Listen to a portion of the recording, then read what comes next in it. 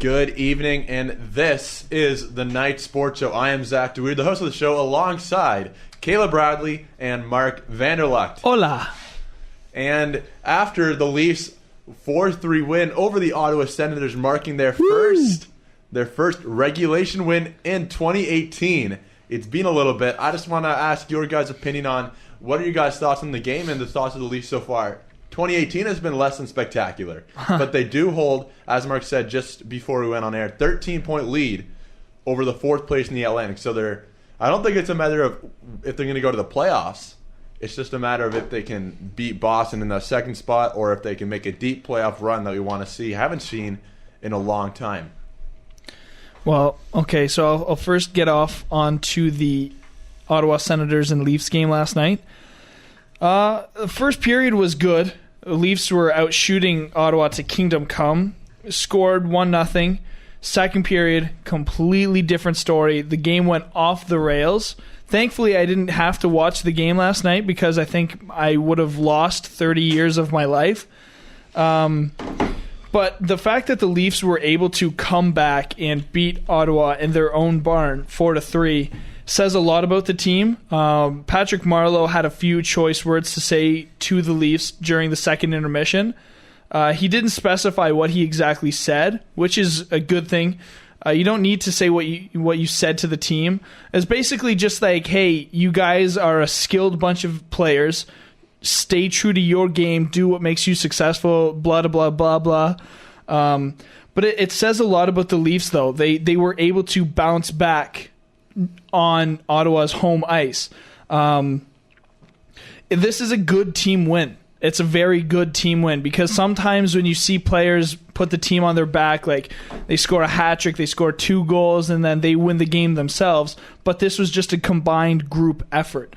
This bodes well for the team going forward. It's nice that their remaining schedule bodes very well in their favor towards home ice advantage in the second half of the season. They had a tough first half of the season.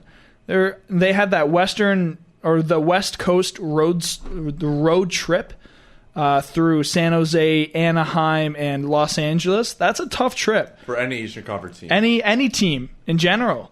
So they got through that, and now that they have that 13-point gap on Florida, I'd say that the Leafs have a really good chance of making the playoffs this year. They're not in it yet, but I'd say their chances are really good. Yeah. And obviously, it's the Leafs, though. So. Even from the beginning of the season, I don't think it was going to be if they're going to make the playoffs or not. I don't think there's any question on the playoffs. No, I think it's just a matter of how deep their run can be. The Atlantic's looking pretty pathetic, to put it nicely, this year. Montreal, Ottawa, Detroit. I was telling Mark a little while ago. Florida, I was watching a game. It was between the Boston Bruins and the Montreal Canadiens, and I was listening to the Boston commentators, and they did a poll question: which is the toughest division? 55% of them said the Atlantic, and I was like, "What?" The Central has 7 teams. Every single one of them are over 50 points. Same with the Metro. Carolina has 50 points, and they would be fourth place in the Atlantic. The only reason the Atlantic would be the best is because they have the best team, and it's not even close. Well, it is close because the Vegas Golden Knights are right up there with Tampa Bay. Yeah. But after that, the bottom 5 teams in the Eastern Conference, how many of them are from the Atlantic? 3 out of the 5, 3 out of the 4. I'm pretty sure it's 5 out of 5. Yeah. No, it is. It is 5 out of 5. Detroit, Florida, it's 6 Ottawa, out of 6. Montreal, and Boston. It's got to be 6 out of 6 now, or something. Buffalo, Ottawa, Detroit, Montreal, Florida. Yeah, it's 5. Yeah, it's 5 out of 5. It's 5 out of 5. Yeah, sorry. How can that be the best division in the NHL? It's the worst division in the NHL. It's by far the worst division in the NHL. Because Carolina is at the bottom of the Metro with 50 points. 50 points gets them 4th place in the Atlantic. 4th. That's a playoff spot. No, not a playoff spot. But close. It's close because they're two or 3 points off. They're 3 points behind the Rangers for the second wildcard spot. And they're playing the Vegas Golden Knights as we speak. There you go. So I'd say the Metro and the Central. Metro and the Central are the 2 toughest divisions. The Central got 9% of the votes. The people who voted did not take a look at the Western Conference. Wow, they have their Boston Bruins Yeah, goggles firmly on their heads. What vote was this? It was during an NESN broadcast. So the Boston NBSN? Bruins, NESN, Right. Northeastern right, Sports right. Network. Okay, yep. And so obviously it was Boston Bruins fans voting. So that obviously. And where was the vote? It was like you could do it on your phone. Say text this number and vote A for Atlantic, B for Metropolitan. And 55%. 55%. When I stopped watching, voted Atlantic. See, I think the reason for that is just because Boston sees these teams the most and probably loses to these teams the most. Even though teams like Montreal, Florida, Buffalo. it's just the way New Englanders are. They think their sports The teams are the Celtics. best. Yeah. They think they've always got it the toughest. See it with the Pats, see it with the Red Sox, see it with the Bruins, see it with the Celtics. It's just the way they are. The Celtics are the best in their conference, And the Red Sox and the are pretty Patriots good. The Red And New Sox England is probably the best. Boston's probably the best sports city you can live in, to be honest, as of right now, for sure. as of right now. Toronto's probably like a third or fourth best city in professional sports, I would say. Because you got the Raptors who are good. They don't have the NFL, which may hurt them, but It boosts us up that TFC's done all right lately as well. Winning the championships, all right. Yeah. Another sport team that we can but a cheer lot on. of the Americans don't really care about the MLS. You got to be totally honest there as well. Yeah. So another question I want to ask you guys is some mid-season awards. So if you had to choose the Hart, so the MVP, Colton Orr. Mark puts his bet on Colton Orr. Roman Polak Martin Marincin. for Norris. No, okay, so my legitimate pick would be I like John Klingberg only because he's a point per Are we game. talking about Norris or Hart? Yeah, well, you said Norris. I also said Hart. Okay, Then but said you Norris. just said Norris like 3 seconds ago. No, because Caleb said Roman Polak, and I Okay. said over. Okay, we're getting off track here. All right, so for the Hart Trophy, though. For the Hart, H-A-R-T, MVP. You want me to say it? Yeah. Fraser McLaren.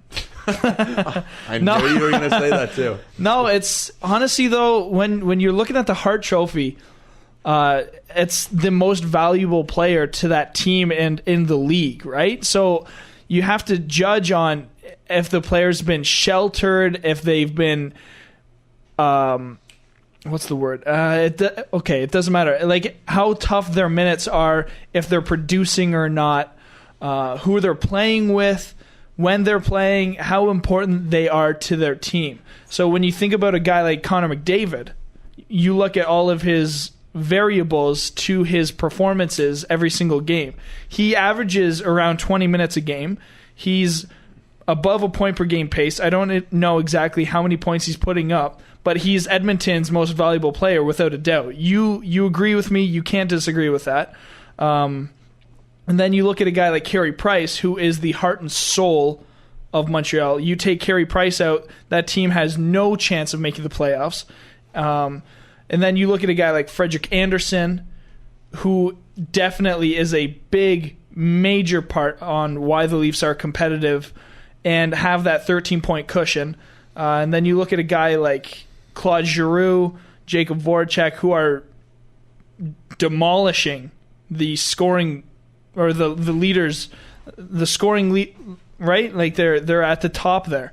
And then you look at a guy like Sidney Crosby and what he does with the Penguins. He's got a two-way game that's developing every single season. He's basically turning into what Steve Yzerman turned into when he was with the Red Wings, right? Points are now at the window. It's all about the two-way game and the Stanley Cups. You forgot a couple guys on Tampa Bay. Well, yeah, no, I was getting to them, okay? I was getting to them. But then, yes, you look at Kucherov, you look at Stamkos, you look at Hedman. Those three could obviously be nominations for the Hart Trophy.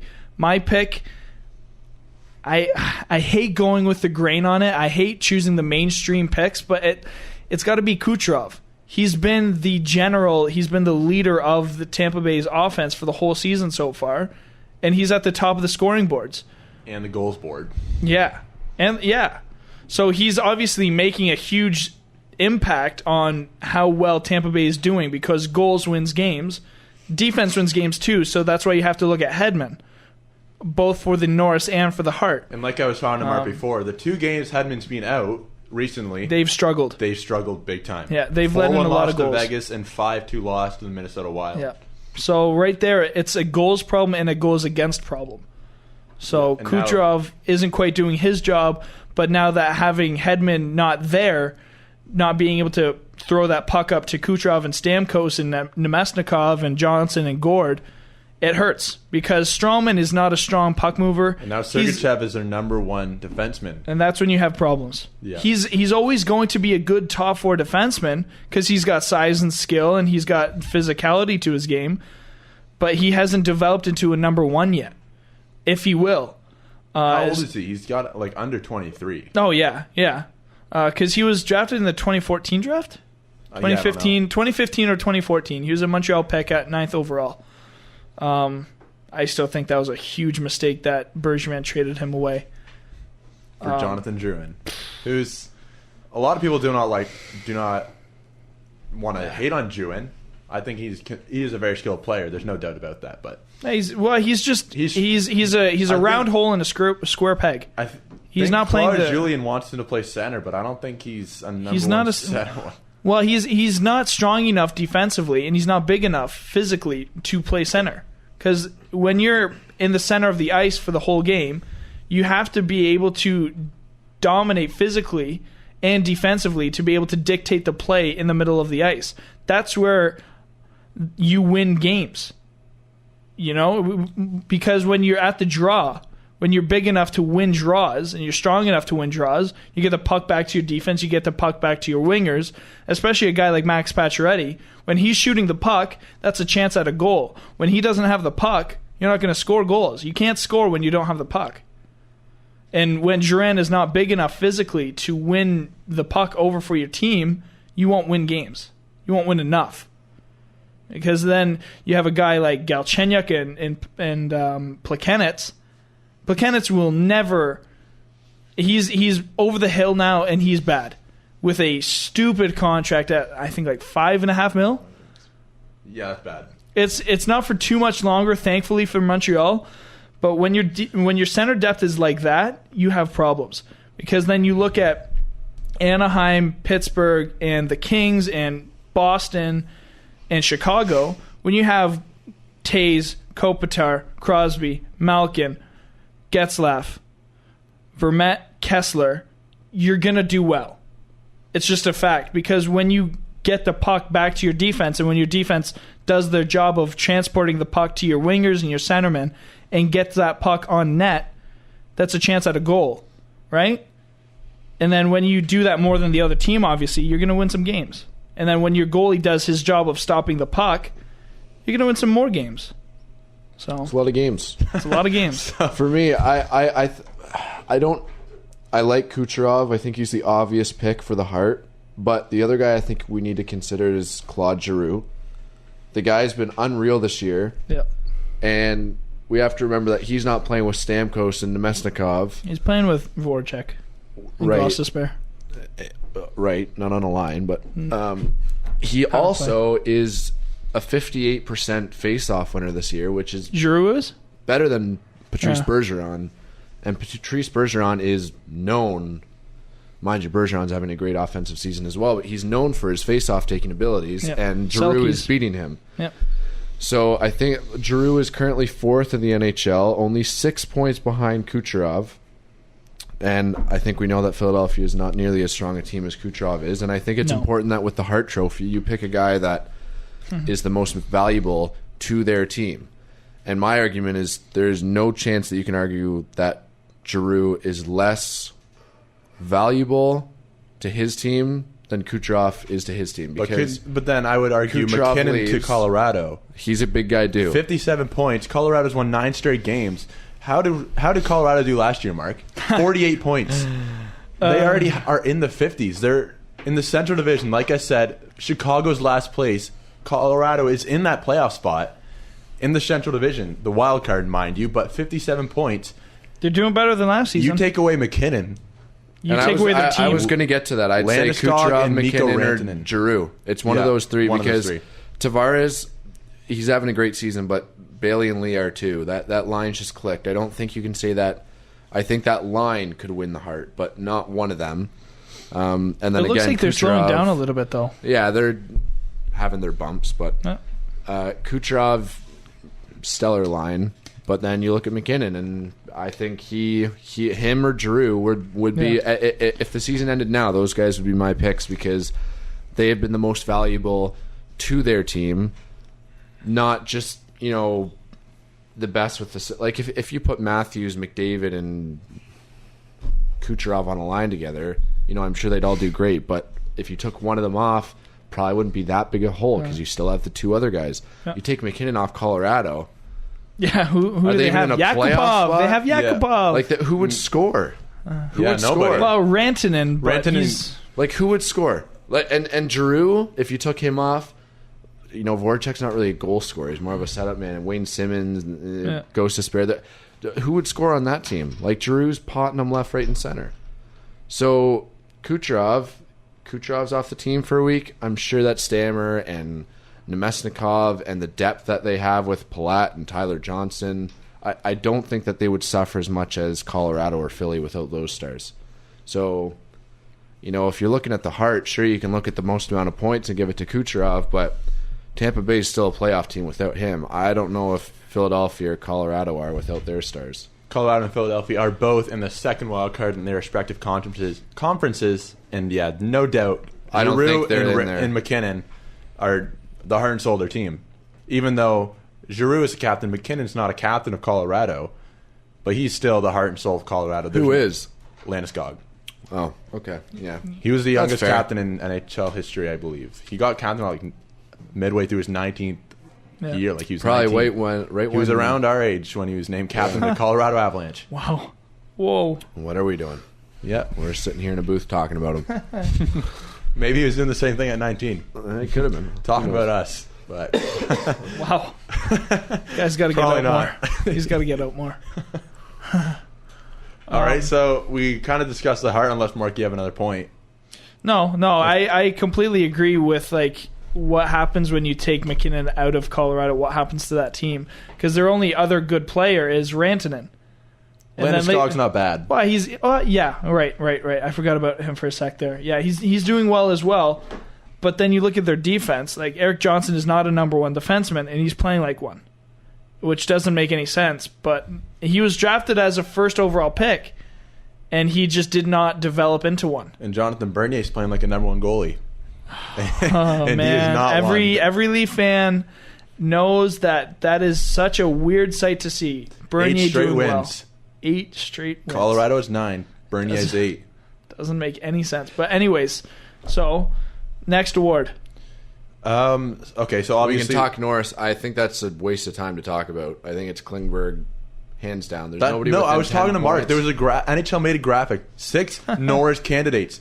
No Klingberg on that list. What? It was Hedman, Doughty, Carlson, Pietrangelo, Riley. Carlson? Eric Carlson, yeah. I want to find it now, but because of his name. Okay, I'm sorry. Pietrangelo's another guy who I would consider because he's been very valuable, but Eric Carlson's been just absolute trash this year. He's been very inconsistent. I think Klingberg has 9 or 10 more points than any other defenseman does in the entire 10 NHL. points. He has 46. Next is John Carlson with 36. So why is he not even a top 6? I don't know. It was NHL's got to fire whoever made that thing. I don't know. Okay. I don't know why you can't. The Norris is typically. It shouldn't be, but the guy who usually wins is the most one of the top offensive players. They're not looking for the sound defensive guy. A lot of the times, they're looking for the guy who puts up the numbers, and which is a shame in my opinion. There are guys like Hedman who may not put up as many numbers, but Hedman is one of the best two-way defensemen in the entire league, and he plays both sides of the puck really well. I don't think you can say the same about Klingberg. He's completely offensive, and he does really well when he's on a power play unit with Radulov, Ben, and Sagan. And when 3-on-3 comes in overtime, he's the guy on the ice with Sagan and Radulov, or Sagan and Ben. Like he is always, he is clicking with that line. Like that line is just gelled really well with the addition of Radulov, and Klingberg's fitting that line. He's almost like a fourth man, just on the point. Like. He's been really, really, really good, and the numbers show he's a point-a-game player. Like, when was the last... I'd love to find a stat on who was the last defenseman who was a point-a-game. It could have been last year. I could be wrong. But it does not happen often. Who's Carlson? Eric Carlson. How long ago? If not last season, it was the season before. Because that's a rare sighting, and Eric Carlson is a once in a lifetime generational defensive talent. Like Offensive defenseman talent. Like he's had an off year, but I would still take Carlson as the top defenseman in the entire league. I don't think there's any question about that. But again, Klingberg's completely outplaying him this year, and he's a point of game. Like, no defensemen are usually point a game. That would be well, yeah. really, Eric Carlson 2 seasons ago got 82 points in 82 games. And Eric Carlson's the best. So if Klingberg's doing offensively. Offensively. Okay, I'm going to show you guys the graphic I was talking about. Just I'll give it to you first. This is the tweet I was talking about. Read it out loud, please. It says Norris Trophy notable candidates. And you already know. Mark, you want to take the guesses on what 6 were there? Pietrangelo. Yep. Doughty. Yep. Carlson. Eric Carlson. Nope. I chose the wrong. John Carlson. John Carlson. Oh. Yep. So you have 3. You were talking about him earlier. Morgan Riley. Yep. Klingberg? No. No, we talked about no. The other one. No, I was saying he wasn't. The one is an obvious one. The other one I don't think you'll get. I know the one is the one I was talking about before. Like he's off the one team and they lost 2 straight games. He's the number 1. Hedman. There you Sorry. go. Yeah. And then I don't think you'll get the last one. You will not get this. The last one's Seth Jones, who honestly not a bad. But Seth before Jones is not Klingberg? bad. But before Klingberg, like Morgan Riley, I'm sorry, I'm a Leaf fan. Morgan Riley should be miles behind John Klingberg. He's great. He's a good player, but he hasn't put up the offensive numbers. He does not have Klingberg 46 has. points. He does not have 46 points. He hasn't been a game changer. Klingberg's been a complete game changer because Dallas needs that. Every team needs it, but Dallas, it's shown that if you have that stellar line and you've got a guy at the point that you can kind of rely on offensively on the power play and a guy who's going to set you up a lot of the time, that's really, really, really beneficial. It's kind of like a PK Subban type guy who's a very offensive guy who's great on the power play. And I don't think Morgan Riley is that. I definitely good. agree. He's not, I definitely agree. He's just not. He's not. I don't know why. I don't know why they wouldn't even be considering Klingberg. Like, that makes no sense to me. It's interesting because I thought there was no debate, and he's not even in the top 6. I know. So I'm with you on this one. Klingberg should be a finalist at the very least. I'd say top 3 at the worst, with Hedman and Carlson's had a really good year. Or Doughty. Doughty would be up there. But like, I'm taking a look at the Dallas Stars depth chart. So there's Klingberg obviously next. Esa Lindell, Dan Hamhuis, jeez, Greg Pattern, Hamhuis used to be really good though, and Mark Mathot. That's tough. That's not great. Klingberg's alone. That's probably why he's doing so well. Like, who else is going to be put? Like, and it's kind of Riley too. Who else is going to put up numbers? Gardner's been just as good as a bag of pucks. Yeah, that's true. Gardner, Gardner's the punching bag when you talk about the Toronto Maple Leafs, but he has every right to be because the guy is just not very good, and he just doesn't make a lot of good choices. It seems like he's just 4 beers deep every single time he's on the ice skating around because he never makes the right choice. He always passes to the, except for the pass to Marner last night, he makes the wrong pass 9 out of 10 times, and I don't know why people can continue to like him. I don't know why people think he's still good. Because Gardner should be on that top pairing with Riley, and he's just that bad that he's behind. Who's playing with Riley? Hunwick or Carrick? Hey, I was going to say Hainsey, but is it Carrick? I think when Zaitsev's there, it's Zaitsev. I could be wrong. Mark knows more about the depth charts than I do. This season, Riley with Hainsey, Gardner with Carrick, but then it's Borgman and Polak, or Borgman and. Or Polak has been the staple, unfortunately. But then where would Zaitsev slot in, say, in 2 weeks when he comes back? Oh, and Carrick spot. So he would play with Gardner. Yes. Right. Poor guy. Yeah. You can't sell Gardner at the deadline, and honestly, I don't know if anyone would take him for like even a bag of pucks. They'd probably reject, but you can't, as the Toronto Maple Leafs, you can't sell him. You need a defenseman. But if we were defense heavy, It would be just an obvious, like, why is the guy... I like Gardner, but he's just bad. Like, Gardner's bad. He could have been he's just a mess out there. He looks like he's, a junior C player from Kitchener trying to skate around with NHL players. He can't keep up with the play. He never makes the right pass. He doesn't score. When he does, he goes nuts because he knows it never happens. And there hasn't been a guy on defense who he's really gelled with at all. So he's just kind of as you said earlier, a square peg in a circular hole, or a circular it doesn't matter. Whatever way you want to call it. Just kind of sticking out like a sore thumb. Yeah. And so, again, Maple Leafs can't be selling any defensemen, but people joke about Polak. I'd honestly probably this year rather have Polak than Gardner, because Gardner is just a complete liability out there. Like, you just you don't know what he's going to be doing. And at least Polak he's stable. He doesn't do anything flashy. Doesn't really do anything good. He just is a body out there who doesn't let the opposition score that much. Gardner could be like behind the other team's goalie when the puck goes in. You don't know what he's doing. He's a liability. And I really think that the Leafs need to consider either moving him or giving him less time. Babcock loves to give every single player exactly 20 minutes for some reason. Well, Matt he loves getting giving the same amount of time as Austin Matthews, and I can't explain that. Really? Well, he did not last night, did he? Okay, that was a bit of a stretch. Not. But Komarov is getting more time than Matthews. That, to me, is absurd. Komarov had 24 minutes of playing time against the Sharks. 24? That's 12 minutes too many. That's 24 minutes. 23 minutes too many. That's 24 minutes. Keep the guy as a hype man on the bench. Oh, yeah. Because we shouldn't be chirping Babcock. The guy is probably the best coach in the league, and he knows what he's doing. He's got a track record. He's got a bit of a track record. But I don't think it's stupid to think that Matthews should be getting more time than Leo Komarov. And I also don't think it's stupid to think that Riley should be getting a lot more time than Gardner.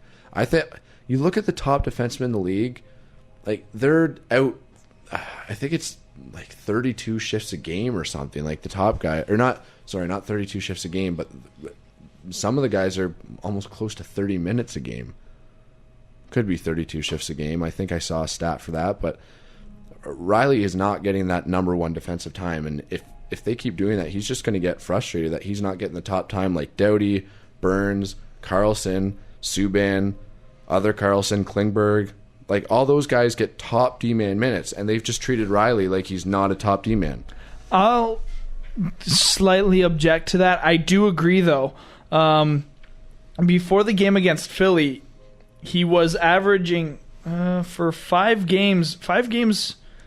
6 games in a row, he had 25 minutes. On average. So, and then the Philly game, he had 19 minutes, which to me doesn't make any sense. I don't know what he did to Babcock to make him in the doghouse. I think a lot of the times, though, it's just a matter of... Yeah. He should be getting 25 to 30 a night. Why is he getting 19 on that other night? Like, you don't see Pietrangelo or Subban playing 19 minutes a night. I would love to see the last time a guy like Klingberg, Pietrangelo, Carlson, Erik Karlsson, one of those guys played under 23 minutes. It's probably a long way back. Well, since the new year, Riley was number one defenseman. He was averaging 25 minutes. Good. And then that game against Philly, I don't know what happened. He got 19 minutes. Last night's game, so number one forward in ice time. Guess who it was? You wouldn't be saying this if it was Matthews, so... Colton. No, it was Nazem Kadri. Patrick Marleau. Which makes sense. It's okay. Second does not make sense. Who was second? Komarov. Borgman. Connor Brown. Had Babcock loves his Toronto boys. 18 and a half minutes. Matthews had 17 and a half. My only problem with Connor Brown is he's so inconsistent. He'll score for 2 or 3 games here, get an assist, and then for the next 10 to 15 to 20 games, he does nothing. Like, he's a decent 5-on-5 player. He's good defensively, but offensively, it's just... 66% offensive zone starts for Connor Brown. 1 block and 1 shot. And he puts up 3 points every 15 games. That's not good. No, that's bad. See, I love Hyman and Brown. It's just if you're Matthews and you're headed into free agency, and you could either have 17 minutes a night or you could have 25 on another team. Like what would make him want to stay if Babcock's playing Connor Brown more than him? Like that's a slap in the face. It's a slap in the face. You're the number 1 overall draft pick. You've put up the numbers to show it, and Connor Brown's getting more time than you.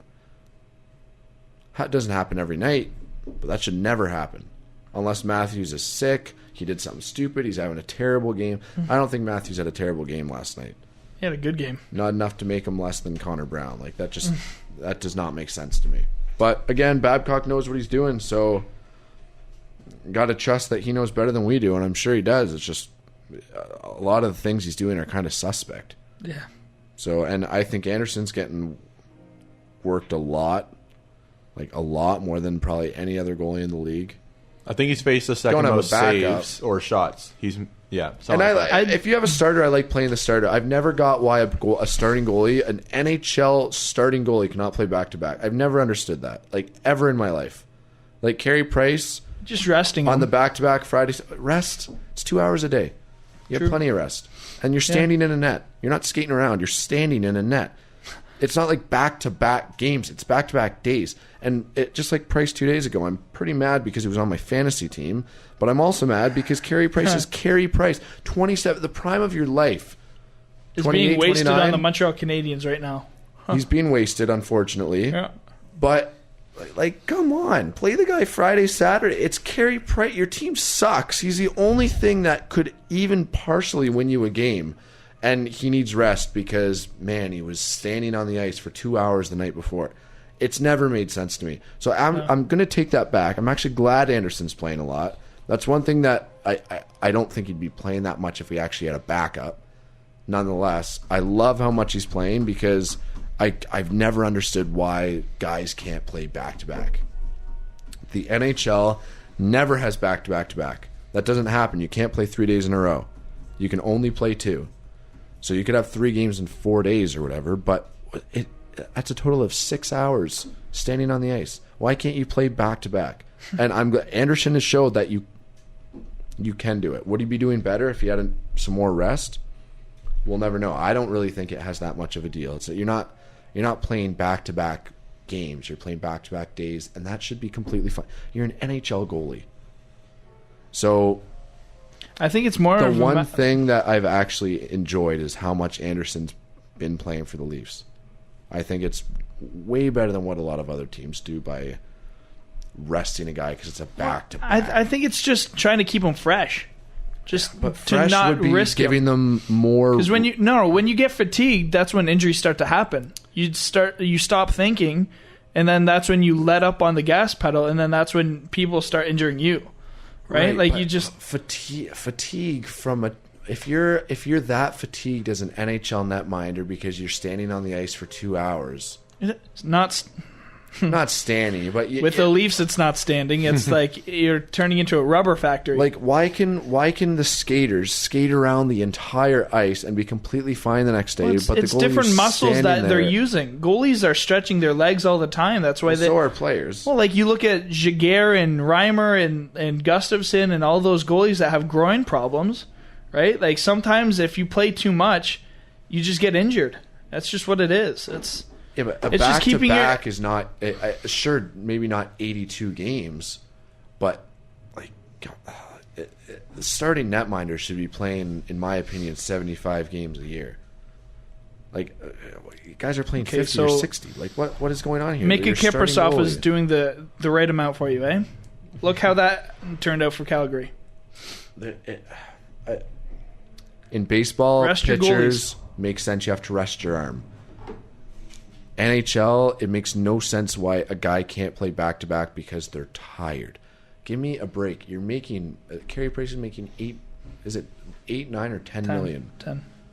Like, I don't think Carey Price needs rest. He's got the best physio, well, you look cardio. At the MLB pitchers, David Price, his contract, $207 million a year. Or not a 200 year. Not a year, but it's $207 million. For how long? 10 years? Pitching is different because your arm physically gets tired. David Price is playing once every 5 days. Because that's how the MLB works. But like, how do you justify that contract for once every 5 days? He's making $10,000 or $100,000 every time he's on the mound, or $1 million bucks. The way it's justified is because if you threw a pitcher in back-to-back games, physically the human body cannot do that. Yeah. It physically can't do that. Whereas a goalie can physically play back-to-back. Like, it's not like one muscle group is being used on every single action. Like, these pitchers are throwing 100 pitches a night at 90 miles an hour plus. Your arm could physically not take that the next day. Like, or not many days in a row. Like, you'd be your arm would be just so fatigued.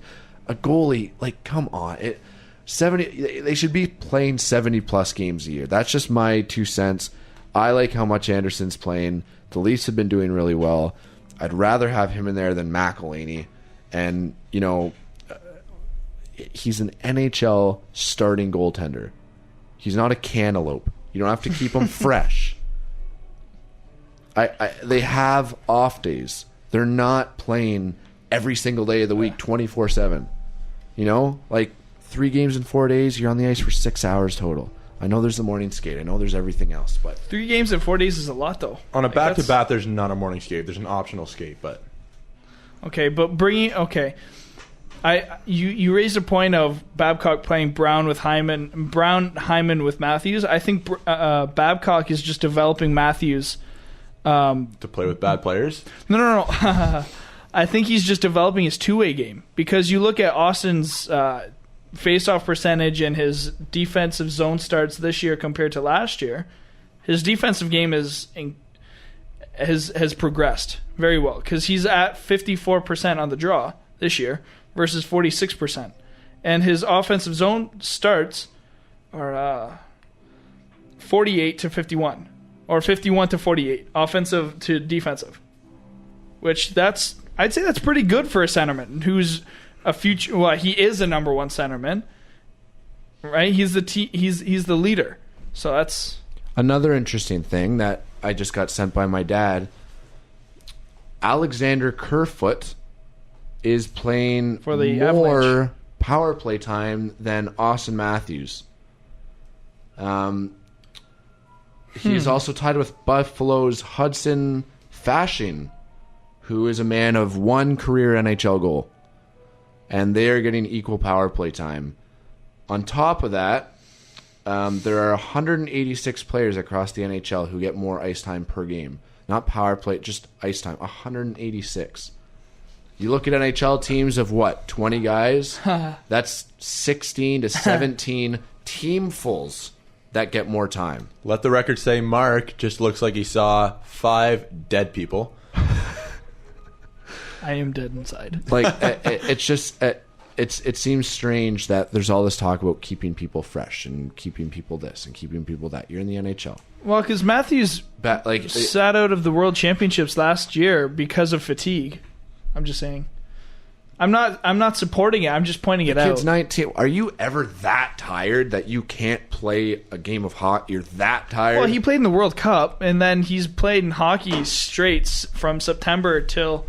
I'm not defending it. Jeez, I'm just like, if you're just that pointing it tired out. at But 19, that's your job. Like, you do it 9 to 5, 365. That is your job. And he gets days off. Okay. Like, if I'm at attack him, don't attack me. If I'm at I'm just school pointing and I it just out. say, I'm too tired to go to lecture, that's what I'm a student. So, I say, sucks. I'm going to suck it up, go to bed earlier tonight, but I'm going to just go to class because that's my job. Why are NHL players always allowed to be treated like they're 5-year-olds, and when they're tired, get to go take a nap? Like, that's your job. It's not even like this is something on the side. This is your job. It's not like you're in the CFL. You're not a starting quarterback who makes $400K. You're an offensive lineman who's grinding out $50K a year, and you have another job, and you're working a 12-hour day the day before, and you're tired the next. That's one thing. This is your job. This is all you have to do, unless you're doing something else. I don't know what you'd be doing, but this is all you have to do. It's just play on an ice rink for 2.5 hours, where of that 2.5 hours, your body is so high on adrenaline, I don't think you could even be tired. If a guy doesn't want to play in the World Cup or whatever you were the World Cup with World Championships, what kind of drive does that guy have? Like, okay, you're so too tired to play in front of millions of people for your country. Come on. Okay, that reminds me though. Cale Makar declined an invitation to play for Team Canada's Olympic team. Needed to he had another focus on his school. Another team. Yeah. Yeah. Oh, okay. He had his other I team just saw the who he'd been headline away from. Okay. So he didn't want to go away from his team that he's a part of again because of the World Juniors, and he said that he had to focus on his studies. Okay. That's completely. The guy's not tired. The kid's tired. But yeah, he's trying to get an education. Good for him. Yeah.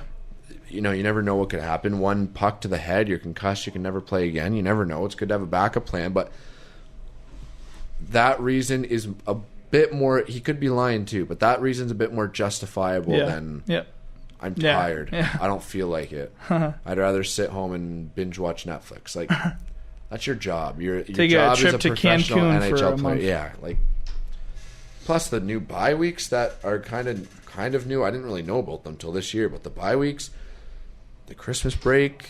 Well, the Christmas break makes sense, off. though. Christmas break's Of only course, 3 but I'm days. saying you get All-Star breaks. break's coming up next weekend. You get a lot of breaks. Okay, but you got to take into effect, though, the NHL schedule is a lot more physically grueling than the MLB. MLB plays 162 games within 163 months. days, essentially. MLB players are playing minimum 5. Minimum. That's the most minimum. Usually 6. But having a guy like Dustin Byfuglien hit you at 40 miles an hour.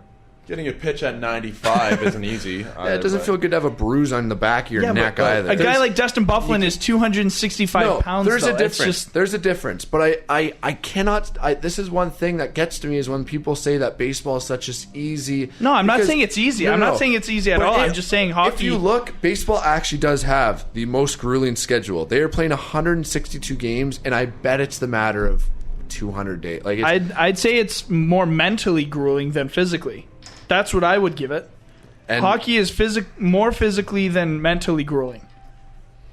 At the end of the day, physical, mental, both of them tire you out either physically or mentally. Yeah. Baseball players are playing 162 games within the span of 6-7 months. Yeah, April, it's a lot. September, it's a lot of baseball. And then plus playoffs. It's a lot of baseball. And pitchers have their days off, but catchers who are going usually 4 or 5 times a week, getting smoked with baseballs behind the plate.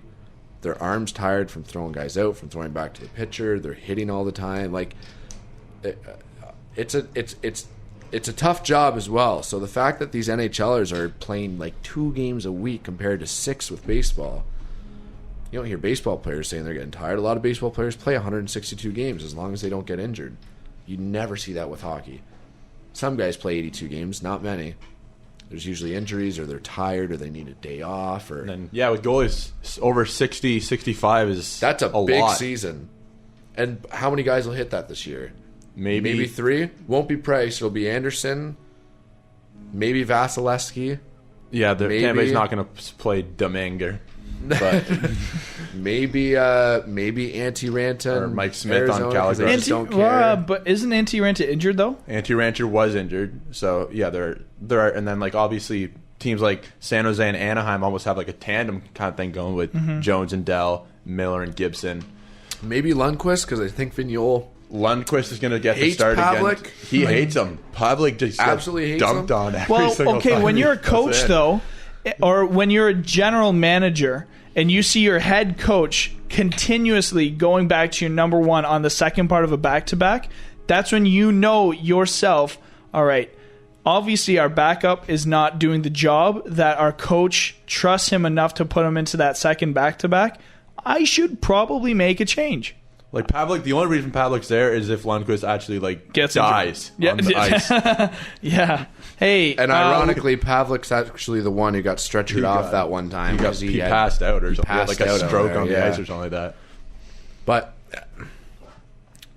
back to the hockey. 70-plus game starts. If I became the chief operator of the NHL, that's a rule. The number one goalie has 70-plus. And If second, you don't have 70 plus, you can't make the playoffs. exactly. Wow. Unless you're injured, or having a baby, You need a doctor's note. you need a doctor's note, and you have to send it to us. But also, back to baseball, Okay. 162 games is a lot. Yeah.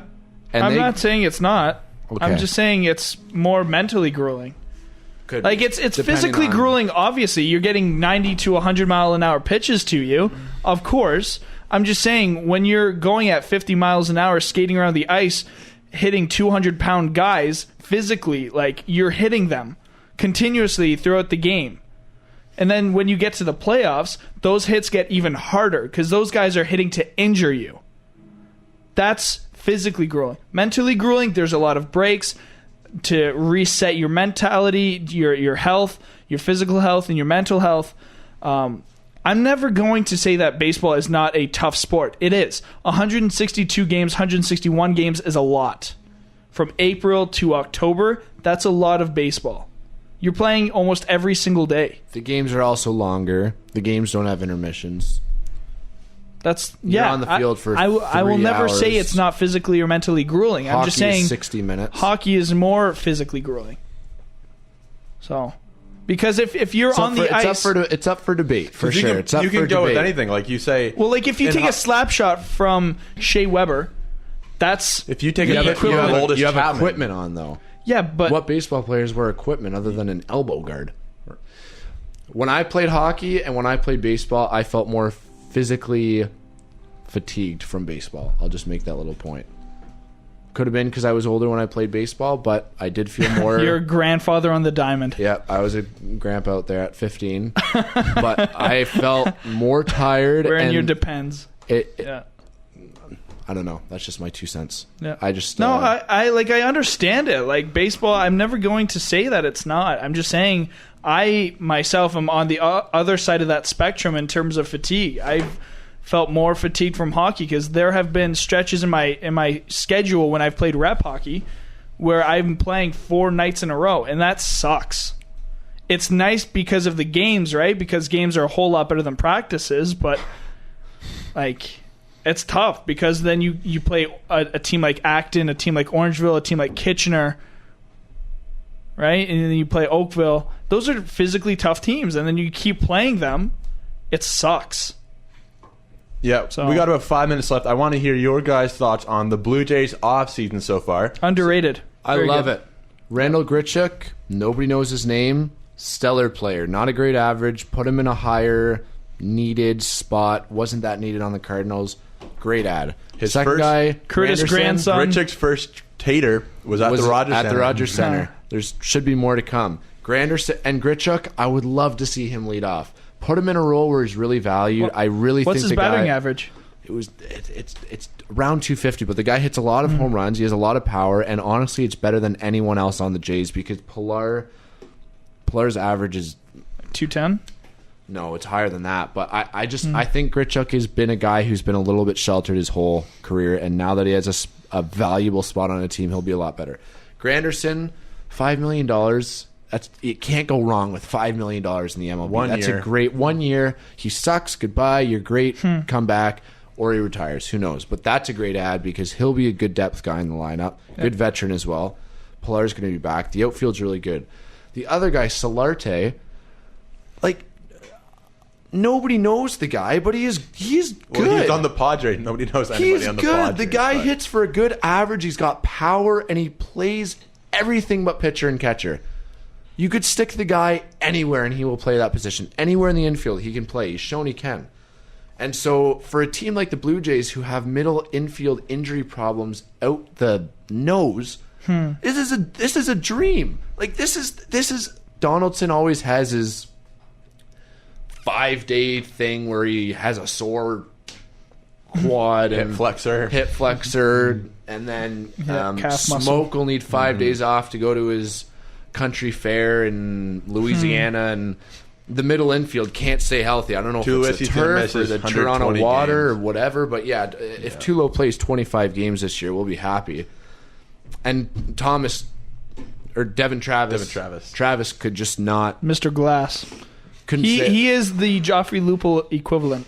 to the Jays. Like that guy. He's good when he plays, but when does he play? Like if both those middle infield guys play 100 games apiece or more, that will be a successful season. And then Solarte can fill in the back, because I just Goins just doesn't do it for me. I don't think he'll be back. He's not. No, he's out. He's gone. Yeah, because released him, non-tendered. There's no. We have no spot for him. Good. And he's good defensive replacement, but Solarte, such a like these are just I like what the Jays are doing with going for smaller but quality names. Grichuk, Solarte, Granderson, all really good players, all for probably under $15 million, those three. So, you could go out and sign one guy for $15 million. You can maybe get Hosmer, probably not Hosmer, but you could try for a Jay Bruce type guy. But I love the extra pieces that they've got with these three. I think their team is looking so much. They lost a reliever in that Grichuk trade, but they're looking so much more just together, solid. They've got a good infield. They've got a good outfield. Their pitching is going to be pretty similar. Russell Martin will be pretty similar. Like, if Russell Martin can't get too much worse than he was last year, because last year wasn't all that great. And if the bullpen turns out to be okay, you never know about a wild card spot. Sanchez stays healthy. Yeah, you never know. Sanchez has never had a full season. You know what you're going to get from Stroman. So if Sanchez stays healthy, he's pretty close to an ace. He's the team's ace. Yeah, but a technical ace. I'd put an asterisk beside him. If Sanchez can stay healthy and have a full season, I really think that with what the Jays have done, they have a very really solid chance at making a run for the wild card. Yep. No way they knock off the Yanks. No way they top Boston. But a wild card spot definitely could be in reach. They're going to be competitive. And after the wild card, you never know what could happen. Never know. All right.